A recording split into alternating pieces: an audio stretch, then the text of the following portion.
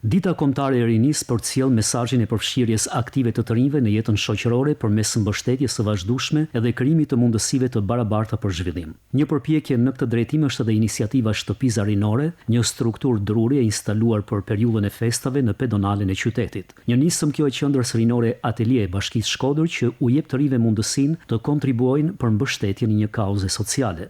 Ne morëm këtë nisë që me shit produktet tona, por që me rrit, domethënë, një shumë monetare për një lloj kauzet, për në mendimu një familje, një lloj bamirësie, komos gjallë në fund domethënë të këtyre festave. Si vullnetar Shtëpisë Rinore Bashkisë Shkodër, unë shoh çdo ditë angazhimin e tepërt, kreativitetin dhe bashkëpunimin e të rinjve për një ndryshim më të madh real. Në konceptin e të rinjve sot, lidhur me mesazhin e ditës kombëtare të rinisë përtej për kujtimit të revoltës studentore të vitit 1990, kjo ditë është edhe një apel për fuqizimin e rinisë përmes krijimit të mundësive të reja për zhvillim, pjesëmarrje dhe angazhim qytetar. Dita e të rinjve është një ditë që na kujton që neve kemi peshë dhe mund të sjellim ndryshime të mëdha.